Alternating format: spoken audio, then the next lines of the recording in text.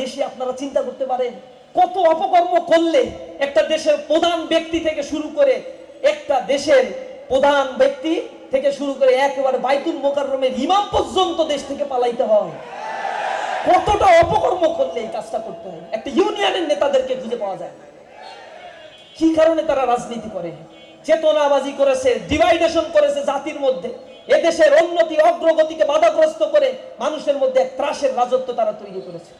তারা এটা করে ভাবছিল কেউ আর নাই আশেপাশে, যা ইচ্ছা তাই লুটপাট করে খাচ্ছি, বাপ দাদার নামে ইচ্ছা মতো প্রতিষ্ঠানের নাম করা, জনগণের ট্যাক্সের টাকা লুটপাট করে তারা বিশাল বিশাল রাজত্ব তৈরি করেছে।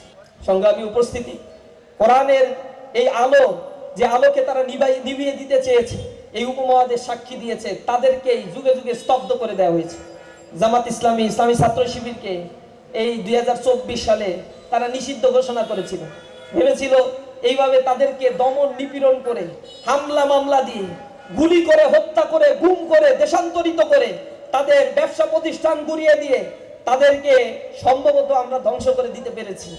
কিন্তু যখন দেখছে বাংলাদেশের যৌক্তিক কোনো আন্দোলন যখন হয়, তখনই ইসলামী ছাত্র শিবিরের ভাইয়েরা বুকের তাজা রক্ত ঢেলে দিয়ে রাজপথে দাঁড়িয়ে যায়। তখন তাদের মাথায় ঢুকছে যে এদেরকে নিষিদ্ধ করা ছাড়া দ্বিতীয় কোনো আর রাস্তা খোলা নাই। তারা ভালোভাবে বুঝতে পেরেছিল ইসলামী আন্দোলনকে, ইসলামকে জুলুম নির্যাতন যত করা হয়, সেখান থেকে নতুন সবুজ ঘাসের আরো দ্বিগুণ গতিতে জন্ম লাভ করে।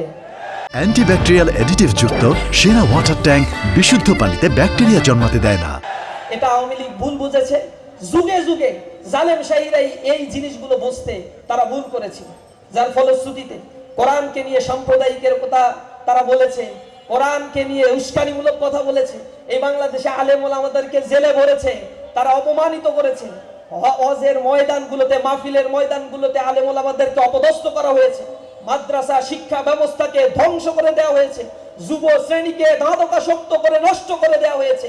এই সমাজ যেন কোরআনের আলোকে আলোকিত হতে না পারে, তাই প্রতিটি এলাকায় এলাকায় তারা মাদকের অভয়ারণ্যে পরিণত করেছে, ফ্রি সেক্স লিভিং টুগেদার প্রথা চালু করেছে। অথচ কোরআনের ব্যাপারে নাকি বলা হয় কোরআন হচ্ছে সবচেয়ে বিশৃঙ্খলা সৃষ্টি করে, সাম্প্রদায়িক উস্কানি দেয়। যারা খেতে দিচ্ছে না এখন তাদের ধরো, তাদেরকে বলো এরা জঙ্গি, এরা মুক্তিযুদ্ধ বিরোধী, এরা দেশ বিরোধী। অথচ স্বাধীনতার পরে 54 বছরের ইতিহাস সাক্ষী, এদেশে 54টি বছরে এদেশের স্বাধিকার জন্য, এদেশের সার্বভৌমত্ব রক্ষার জন্য সামনের কাতারে থেকে জীবন বিলিয়ে দিয়ে কারা নজরানা পেশ করেছে, এই বাংলার ইতিহাসটা সাক্ষী দিচ্ছে। ইসলামী ছাত্র শিবির বিদেশে টাকা পাচার করে না, ইসলামী ছাত্র শিবির ধর্ষণ করে না, ছিনতাই করে না, খুন করে না, রাজধানী করে না। মানুষের সম্পদ লুণ্ঠন করা ইসলামী ছাত্র শিবিরের কাজ নয়। ইসলামী ছাত্র শিবির মানুষকে ডাকে সুচিতল এক কালামুল্লাহর দিকে, যে কালামুল্লাহ মানুষকে একমাত্র মুক্তি দিতে পারে। 24-এর গণ আন্দোলনে মানুষেরা রাস্তায় নেমে এই জুলুমের জবাব দিয়েছে, তাদের বাংলাদেশ থেকে বিতাড়িত করেছে। আর যখন যদি কোন শক্তি এমনি ভাবে আবার লুটতরাজের রাজত্ব কায়েম করতে চায়, তাদের পরিণতি কি হবে ছাত্র জনতা 24-এর আন্দোলনে তা দেখিয়ে দিয়েছে। সুতরাং হুঁশিয়ার দিয়ে উচ্চারণ করি, কোরআনের রাজ যদি কায়েম হয় এই বাংলাদেশে, তাহলে এই বাংলাদেশে মানুষ শান্তিতে থাকতে পারবে একমাত্র। ইসলামী ছাত্র শিবির ছাত্র যুব সমাজকে সেই সুশীতল ইসলামের দিকে আহ্বান জানায়। যুব সমাজকে কোরআনের কথা বলে যৌবনের এই উত্থাল তরঙ্গের উত্থাল এই ঢেউয়ের মধ্যে দাঁড়িয়ে তারা যেন অপকর্মের মধ্যে না যায়, পিতামাতাকে সম্মান করে দেশের সম্পদে পরিণত হতে পারে, এই দেশ মাতৃকার সার্বভৌমত্ব রক্ষা, মুসলিম উম্মাহের জন্য যেন তারা কাজ করতে পারে। এজন্য ইসলামী ছাত্র শিবির প্রতিটি ছাত্রের কর্ণকুহরে ইসলামের আওয়াজগুলোকে, দাওয়াতগুলোকে পৌঁছে দেওয়ার জন্য নিরলসভাবে কাজ করে যাচ্ছে। কবির ভাষায় আমরা বলতে চাই, উষার দুয়ারে হানি আঘাত, আমরা আনিব রাঙা প্রভাত, আমরা টুটাবো তিমির রাত, বাধার বৃন্দাচল। এই সমাজ ব্যবস্থা থেকে অন্ধকার বিদূরিত করে কোরআনের আলোকে আলোকিত করে এক সমাজ ব্যবস্থা গড়ে তোলার মহান লক্ষ্যকে সামনে নিয়ে ইসলামী ছাত্র শিবির কাজ করছে। কোরআনের বিরুদ্ধে যখনই কেউ বৃদ্ধাঙ্গুলি উচ্চারণ করবে, ইসলামী ছাত্র শিবির তাদেরকে জানিয়ে দিবে এ দেশে মুসলিমরা বেঁচে থাকতে কোরআনের বিপক্ষে কোনো আইন, কোনো নীতিমালা এবং কোরআনের বিপক্ষে কোনো কথা বলার সাহস কাউকে দেয়া হবে না ইনশাআল্লাহ। ইসলামের এই রাস্তায় দিনের পথে জীবন দেওয়ার জন্য, শহীদের নজরানা পেশ করার জন্য, শাহাদাতের তামান্না নিয়ে আমাদের জীবনকে পরিচালনার জন্য উদাত্ত আহ্বান জানাই। যারা এই ভূখণ্ডে ইসলামের মর্যাদা রক্ষার জন্য কাজ করেছে, সারা বাংলাদেশ তথা সারা পৃথিবীতে এক দৃষ্টান্ত উপস্থাপন করেছে, তাদের জন্য আল্লাহর কাছে দোয়া করি। আল্লাহ রাব্বুল আলামিন যেন তাদের শাহাদাতকে কবুল করেন, আমাদের সাথে যেন তাদের সাথে জান্নাতে একসাথে আমাদের এই সঙ্গীদের সাথে যেন দেখা করিয়ে দেন। তাদের পরিবার পরিজনের জন্য দোয়া করি। আল্লাহ রাব্বুল আলামিন তাদের যেন সবরে জামিন ধারণ করার তৌফিক দান করেন। আল্লাহ রাব্বুল আলামিন তাদেরকে যেমনি ভাবে দুনিয়াতে সম্মানিত করেছেন, কিয়ামতের ময়দানে ওই পরিবারগুলোকে আল্লাহ রাব্বুল আলামিন সম্মানিত করবেন ইনশাআল্লাহ। সবাইকে আন্তরিকভাবে ধন্যবাদ জানিয়ে আজকে কেন্দ্রীয় সভাপতি এখানে উপস্থিত থাকার কথা ছিল।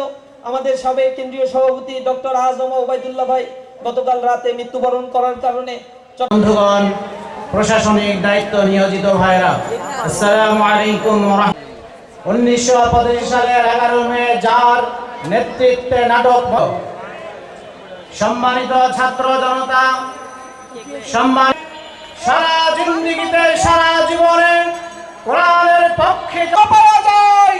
বাংলাদেশের ছাত্র জনতা আপনাদের বিরুদ্ধে বিদ্বেষী সন্ত্রাসীদেরকে জানিয়ে দিতে চাই, কোরআনের ছিল ভারতের কলকাতা হাইকোর্ট, সে হাইকোর্টকে একটু কষ্ট করুন।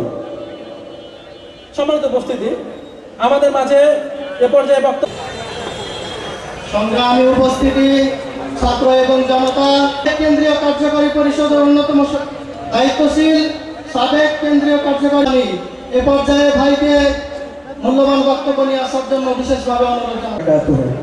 আউযুবিল্লাহি মিনাশ শাইতানির রাজীম, বিসমিল্লাহির রহমানির রহিম।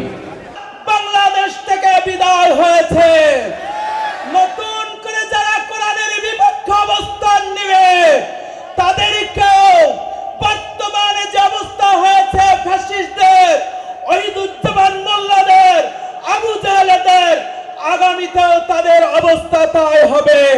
নবমণ্ডলের প্রতিবাদে চাঁপাইনবাবগঞ্জের বীর সন্তানরা যেভাবে নিজের বুকের তাজা রক্ত ঢেলে দিয়ে কোরআনের ইজ্জতকে রক্ষা করেছিলেন, এই আল কোরআনের আইন চালু করার জন্য, স্বৈরাচার মুক্ত বাংলাদেশ গড়ার জন্য, দুর্নীতি মুক্ত বাংলাদেশ গড়ার জন্য আগামী দিনে আরো আমাদেরকে রক্ত দিতে হবে এবং এই দেশের ইসলামের কোরআন আইন চালু হবে ইনশাআল্লাহ।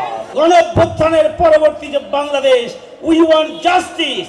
যদি জাস্টিসের বাংলাদেশ করতে হয়, যদি ইনসাফের বাংলাদেশ করতে হয়, যদি বৈষম্যহীন বাংলাদেশ করতে হয়, যদি দুর্নীতিমুক্ত বাংলাদেশ করতে হয়, তাহলে আগামী দিনে কোরআনের সমাজ প্রতিষ্ঠা করেই তা সম্ভব। মানব রচিত কোনো মতবাদের মাধ্যমে তা সম্ভব নয়। এটি আজকে নিজেরা উপলব্ধি করতে হবে, জনগণকে উপলব্ধি করতে হবে। যতদিন জনগণ তা উপলব্ধি না করবে, ততদিন জনগণের ভাগ্যের কোনো পরিবর্তন হবে না।